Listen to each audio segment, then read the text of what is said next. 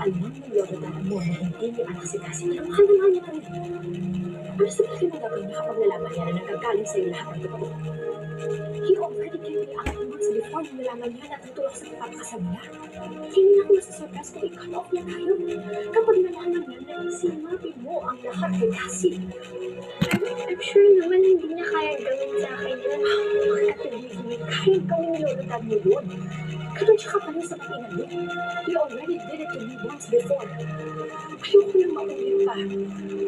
Ayoko mawala ang Lolo Dad mo sa buhay natin. Plus if it cuts you off, lahat ng dapat para sa'yo, Marga, magpupunta kay Cassie yung mga gusto mo.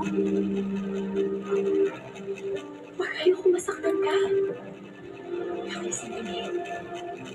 Believe me, Mary understands you. Pero ito talaga naman ang isip ko. Pati yung relationship niyo yung Lolo Dad mo.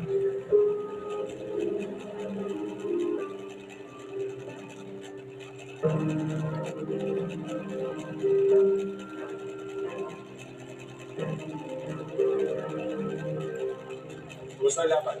Hindi matumal, boss. Bantayan mo mabuti yung mga yan. Boss. Episode 64 na ako. Nandito ka na pala, hindi ka man lamang tumatawag sa akin. Hoy, palitan mo to.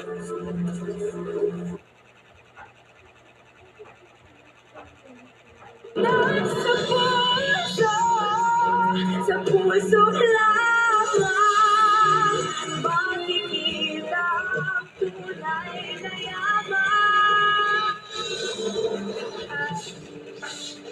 Excuse me. Naku. Pasensya na kasi. Say na.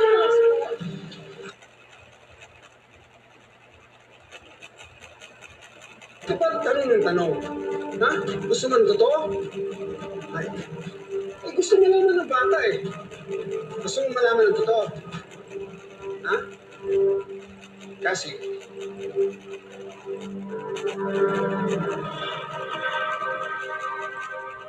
mabuti pa manahimik ka na lang. Ha? Huwag mo na akong gatiin ang nakaraan dahil pag nalaman mo, masasaktan ka lang. Matuto ka maging kontento. Ha? Kaya swerte ka. Pero wag mo lang. Sige na, wala na ako ibang sasabihin pa. Samahan mo na nga yan, Jun. Kasi talaga. Sige na. Ito na ito sa labas. Sige na, malis ka na. Baka malaman ng mga magulang mo, nako. Kasi talaga.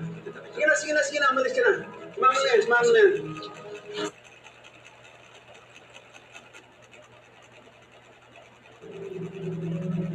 Sige, labas mo na ako. Are you